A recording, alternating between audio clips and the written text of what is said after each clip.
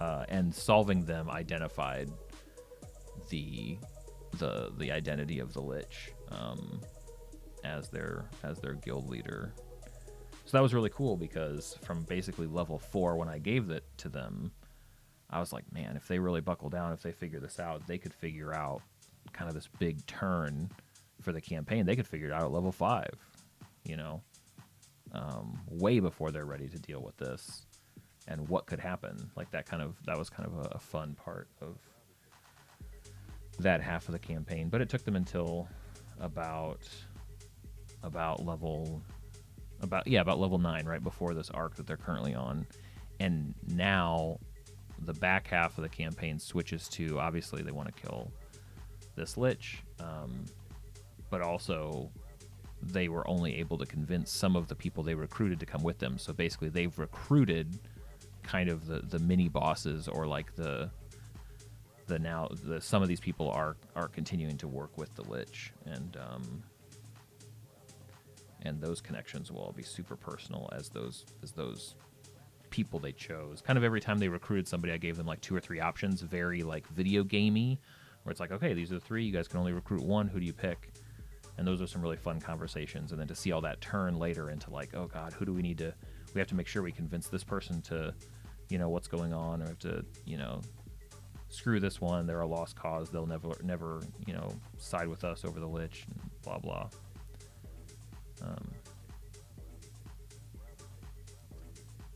Yeah, I get that for sure. Puzzles are really hard. I think part of the reason that puzzles get really tough is because most of the time you're trying to walk a line. Most of the time as DMs, we're trying to walk a line where we want it to be tricky. At the same time, the game can't stall. Because if they can't figure it out, what happens, right? And it's not that often that we get opportunities, or what I think is fun is to find opportunities to say, here's a puzzle, and if it's too hard for you guys, and this annoys my players to no end, they're like, well, we can't figure it out. And it's like, okay, so what do you guys want to do? And they're like, no, damn it. And then it's you know, so I think making puzzles non-essential gives us a little bit more freedom to make them trickier. I mean, for mine, I just looked into a bunch of like real world cryptography, like how messages are hidden in plain sight, and created a few of those. Especially when I needed, like, okay, you know, this puzzle's answer has to unlock this next thing, which enables them to go to the next puzzle level. Because basically there were 5 props that were all interconnected. And actually, I need to. You might. The one prop that was a map, so it had like locations that were identified in the UV ink, but there were sort of Easter eggs, because the prop map was from 1,000 years prior, so there were all these kind of subtle and not so subtle things that were different. That's also sort of connected to this overarching plot of you know, how the guild had affected the world since back then. And yeah, the symbols that identified locations on the map were tied to songs that the bard had written about those locations, and they had to relate those 2 things in order to decode the bard's songs about those areas, which then told them, yeah, it was nuts. I need to probably do some videos talking about it, because it was some intense puzzle making stuff. And some of it was almost like fundamentally broken, because I tried to include this music code, and I don't really understand music. So it like kind of made sense, but also was kind of totally broken. But yeah, it was a ton of fun to do, that's for sure. Definitely a highlight.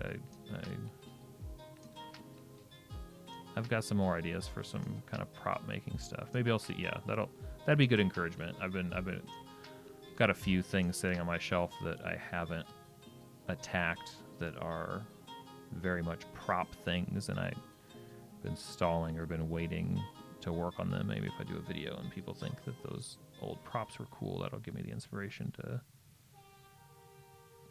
jump into some prop work again.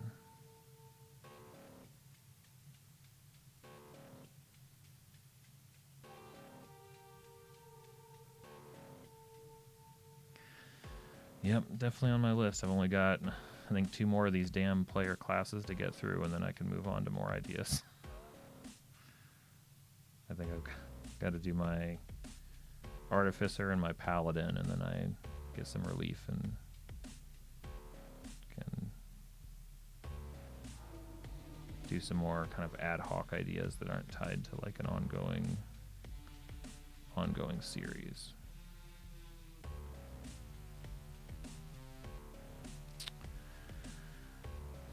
So how do you I know you're working on something at the same time, so I won't. I'll just riff. You jump in with whatever you want. I don't want you to feel like you're having to answer my questions, Arcane. So when I think about it, the big bad. This reminds me. So here's another idea that I want to. I don't know how to organize this yet, but I feel like okay. I always try to take the big bad and go, okay, well, who works for them, or like what's the big stuff they're trying to accomplish, and then who's doing that for them, and then who do those people need help from, and then who do those people need help from, and depending on what level the players are at, they're going to be dealing with that, how many levels down of minions.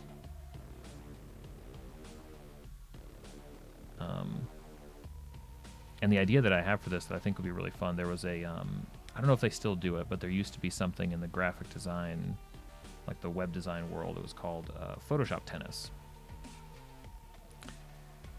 And it was basically just, designers kind of, using on social media, taking layers of some kind of graphic design and sort of hitting it back and forth with each other, adding a layer, taking like an hour to do it. I think it'd be fun to do something like that with a campaign plot. I think it'd be fun to try to call it like I don't know, plot, call it DM tennis or something like that, and have 2 people make it like a scheduled thing. Like, okay, they're doing it, and for the next couple of hours, they're going to go back and forth. And so the first person starts off, and it'd be like, the characters are having to go down into the sewers because there's been some crazy problem, it's a mundane problem where the sewers are backed up, and it turns out that's because there's an overabundance of like oozes that are holding things up, and the players find and destroy them. So like that's like round 1. So that's like one video that gets sent from one person back to the other, and then that could be, I don't even know what the language is in stupid TikTok. I don't know if it'd be like a stitch, a duet, or whatever. Maybe just a video back that's like, okay. And then the next one back would be the oozes are in the sewer because there is a coven of witches practicing dark arts in the forest, and the effects of that are leaking, through the groundwater and collecting and manifesting in the sewers. And then the next one back would be like, well, the coven is in service of this, or they're indebted to, let's say, a dragon, and this dragon, requires them to provide XYZ ritual by XYZ date. They're sort of at odds with each other. And then the next one would be, and that's because the dragon is actually like this, political figure, when they're in, their kind of transformed human form, and they're actually, creating this situation. And like kind of that back and forth kind of does sort of, I think it's sort of that, like, how does a little problem magnify into the bigger one? And I bet it would get crazy, where it's like you have to take whatever the other person said, you have to continue to build on it, and after 4 or 5 times back and forth, you go, okay, here's the big bad evil at the end of it. Here's whatever it ended up being.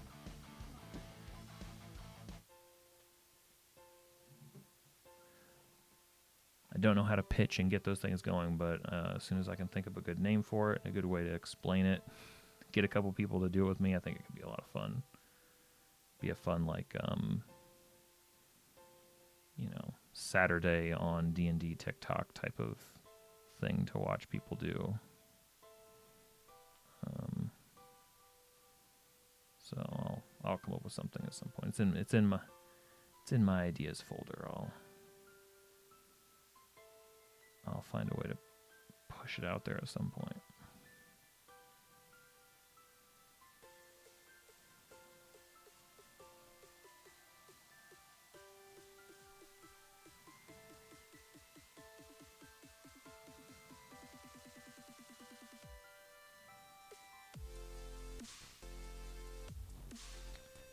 So they basically made decisions that led to him becoming the big bad, but they don't know it yet.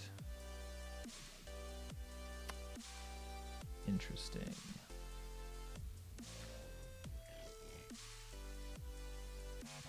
Would this particular big bad be the type that would be motivated by petty, I'm going to say like almost petty revenge, or even like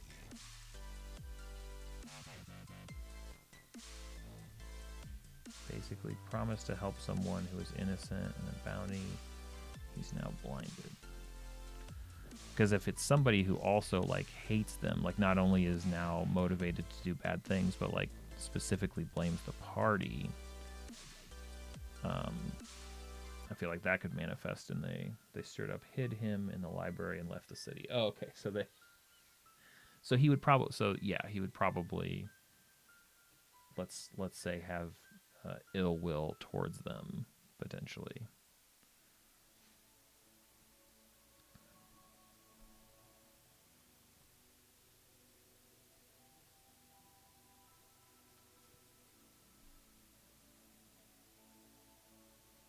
One player assumes he's dead. They're going to walk in on... Interesting.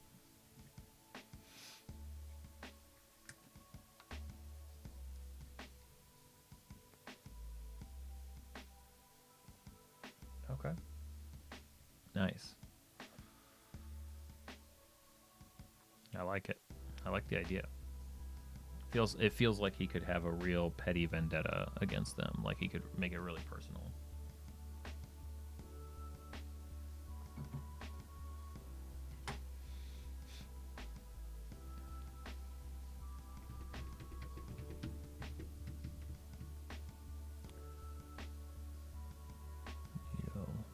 Lighter purple. Maybe I could just make a lighter purple. When I start to get ambitious, I'm like, I can mix paints. I can do it. Why not? I can make lighter colors easily.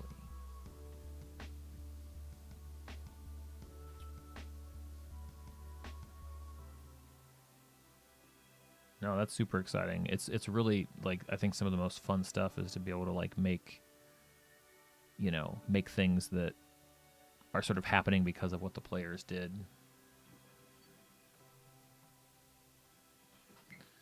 I mean, shoot, my players are in the Feywild right now because they briefly visited the Feywild, and then one of the players accepted an apple. But the language used was, they handed it out to him and said, "Would you care for an apple?" My player said, "Certainly." Took it. Never planted it. Of course, what the Fey would consider caring for an apple is to actually care for it, to plant at least one apple tree and make something proper out of it. And since he never did that, they became bound to a larger Fey deal and are forced to help with some Feywild shenanigans. Let's see if this will...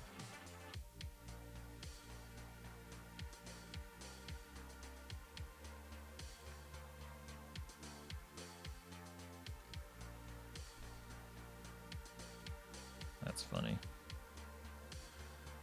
Player disagreements are always super interesting because it's like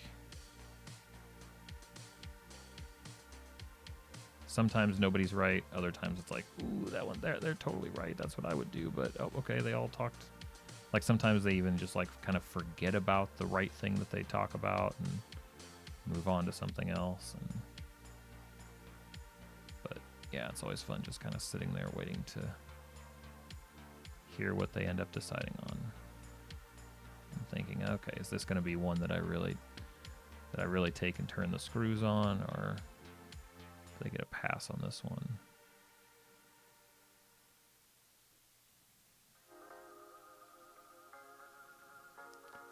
Yeah, I've enjoyed a more like a longer foray into the Feywild. I've never really done this much there because I hadn't really figured out what I wanted to do with it, but pretty happy with how it's gone so far. And I think that arc is about to wrap up, which is exciting because getting them back to the material plane and all the trouble with the Lich, I have tons of ideas for.